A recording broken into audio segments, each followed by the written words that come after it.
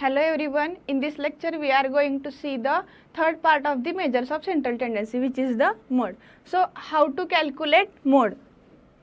Mode is defined as the value of the atom which occurs most frequently in the data. म्हणजे data मध्ये आपल्या जी value जास्त वेळा repeat होते किंवा जास्त वेळा ऑकर होते त्याला म्हणतात mode. Mode is denoted by MO. Simply mode is denoted by MO.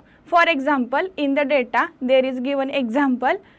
काही व्हॅल्यू दिलेल्या आहेत त्याच्यामध्ये बघा we observe that 5 occurs most frequently, therefore 5 is the mode. Most frequently म्हणजे बघा आपण बघतो इथं रिपीटेशन बघायचं व्हॅल्यूचं. 5 इथं रिपीट झालेले आहे 1 2 3. 5 repeated 3 times, also 3 repeated 2 times, but 3 is repeated only 2 times and 5 repeated 3 times. म्हणजे 5 ही जास्त वेळा रिपीट झालेली व्हॅल्यू आहे आणि 3 2 टाइम्स म्हणजे 5 पेक्षा कमी. म्हणजे आपल्या डेटामध्ये जी व्हॅल्यू जास्त वेळा रिपीट होते त्याला म्हणायचं mode. So 5 is the mode of this data. Next is the simple example. आपण तिन्ही फॉर्मॅटमध्ये मोडचे एक्झाम्पल्स बघणार आहोत. आता सिंपल डेटा असेल म्हणजे तुमच्याकडं इंडिव्हिज्युअल फॉर्मॅटमध्ये डेटा असेल तर तुम्ही त्याचा मोड कसा कॅल्क्युलेट करायचा. इथे तुम्हाला काहीतरी 35 स्टुडंट्सचे मार्क्स दिलेले आहेत. आता त्याच्यावर मोड कसा फाइंड आउट करायचा बघा. आता इथे दिलेले आहेत तुम्हाला इंडिव्हिज्युअल व्हॅल्यू दिलेल्या आहेत, फक्त एका व्हेरिएबलच्या व्हॅल्यू दिलेल्या आहेत, त्याच्यावरून आपल्याला मोड काढायचा आहे. सोल्युशनमध्ये बघा in given example 0 repeated 2 times 1 repeated 6 times. म्हणजे हे कशावरून काढलेलं आहे 0 रिपीटेड 2 टाइम्स. आपण आपल्या डेटामध्ये हे काउंट केलेलं आहे. फॉर एक्झाम्पल इथं 0 आहे 1 2 म्हणजे आपला 0 repeated how many times 2 times. Then 1 repeated 6 times.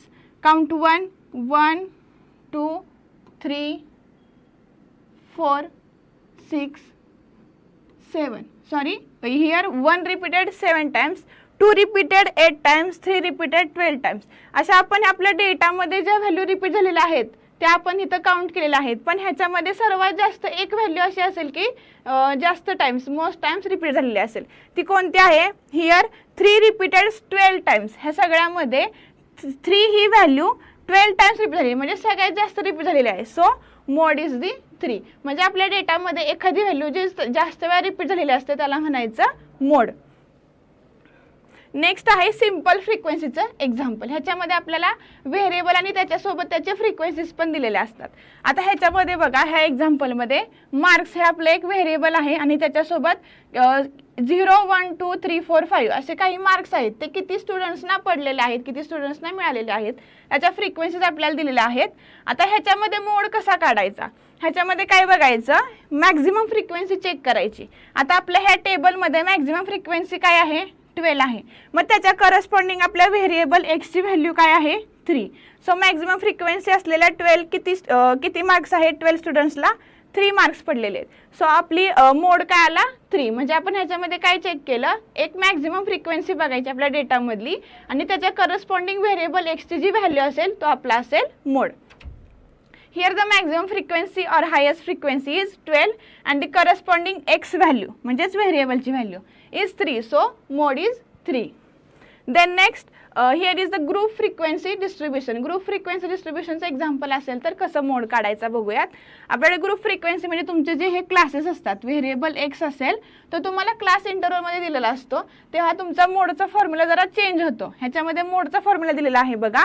Mode is equal to L1 plus F1 minus F0 divided by 2 into F1 minus F0 minus F2 into C.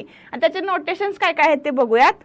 Wear L1 is equal to lower limit of modal class, F1 is the frequency of modal class, F0 frequency of pre modal class. Pre modal class म्हणजे त्याच्या आधीच्या क्लासची असणारे. F2 is the frequency of post model class म्हणजे त्या model क्लासच्या नंतरची frequency असणारे. पोस्ट मॉडल क्लास म्हणजे नंतरची. And C is the class width of modal class म्हणजे आपला जो मॉडल क्लासचा जो क्लास असेल त्याची विड्थ चेक करतो आपण. आता हा फॉर्म्युला यूज करून आपल्याला इथं मोड काढायचा आहे. आता इथं तुम्ही नोटेशन्समध्ये बघितलं प्रत्येक ठिकाणी तुम्हाला मॉडल क्लास असं मेन्शन केलेलं आहे. आता मॉडल क्लास कसा फाइंड आउट करायचा. आता ह्याच्यामध्ये आपण जनरली मोड जसा चेक करतो सिंपल फ्रिक्वेन्सीमध्ये आपण बघितलं ज्याची फ्रिक्वेन्सी जास्त असते ते चेक करायचं. त्याच्या करस्पॉन्डिंग आपल्या व्हेरिएबलची व्हॅल्यू असेल तर आपला मोड असतो. त्याच पद्धतीने आपण इथं मॉडल क्लास फाइंड आउट करणार आहोत. इथे बघा तुमची फ्रिक्वेन्सी मॅक्झिमम आहे 10. So the corresponding class is the model class. तुमची इथं मॅक्झिमम फ्रिक्वेन्सी 10 होती, त्याच्या करस्पॉन्डिंग तुमचा क्लास होता 70 to 80. सो आपला modal class is the 70 to 80. आता आपण फॉर्म्युला यूज करून मोडचा आन्सर काढूयात. आता ह्याच्यामध्ये मी इथं हायलाइट केलेला आहे बघा, आपला मॉडेल क्लास आलेला आहे 70 to 80. तो कशावरून काढला, आपली मॅक्झिमम फ्रिक्वेन्सी 10 होती त्याच्यावरून. आता आपल्या फॉर्म्युलामध्ये आपण व्हॅल्यू पुट करून मोडचे आन्सर काढूया. Model class is the 70 to 80. Then L1 is the lower limit of model class. So lower limit of the class is 70. Then F1 is the frequency of that model class. आपल्या model class ची frequency काय दिलेली आहे आपल्याला 10 minus F0 is the frequency of pre-model class. Pre-model class म्हणजे आपल्या model class च्या आधीच्या क्लासची frequency. आपल्या मॉडेल क्लासच्या आधीचा क्लास कोणता आहे 60 to 70, त्याची फ्रिक्वेन्सी असेल 8 डिवायडेड बाय 2 इथं फक्त F1 ला मल्टिप्लाय आहे, टोटल ह्याला नाही आहे, फक्त F1 ला मल्टिप्लाय करायचं आहे आपल्याला. Again F1 is the frequency of modal class which is 10 minus F0 is the frequency of pre model class which is 8 minus F2 is the frequency of post model class. Post म्हणजे नंतरच्या क्लासची frequency. आपला modal class असेल 70 to 80, त्याच्या नंतरचा class आहे 80 to 90. So त्याची frequency आहे 4 into C which is the class width of modal class. आपला मॉडेल क्लास आहे 70 to 80, त्याची विड्थ असेल 10. सिम्पली विड्थ काढताना फक्त upper limit minus lower limit करायचं, तुम्हाला क्लास विड्थ मिळून जाईल. आता ह्याचं कॅल्क्युलेशन करण्यासाठी बघा, पहिले हा पार्ट पूर्ण सॉल्व करून घ्यायचा आणि नंतर मग इथं ॲडिशन करायची. काय असेल बघा ह्याचं calculation, 70 plus 10 minus 8 which is equal to 2. Then 10 into 2 20 minus 8 minus 4 into 10. आता हे तुम्ही सगळं एकत्र कॅल्क्युलेशन केलं तरी चालू शकते. मी कॅल्क्युलेटर घेते इथं, आपण कॅल्क्युलेटरवरती सॉल्व करूयात. पहिलं काय दिलेलं आहे इथं बघा 20. आधी आपण हे सॉल्व करून बघू. 20 minus 8 minus 4 which is equal to 8. 70 plus 2 divided by 8 into 10. Then again आपल्याला हे सॉल्व करायचं आधी, म्हणून आपण आधी हे सॉल्व करून घेऊयात. 2 divided by 8 which is 0.25 multiply by 10 which is equal to 2.5. So 70 plus 2.5 आणि लास्टला आपण ह्याचे ॲडिशन करणार आहोत.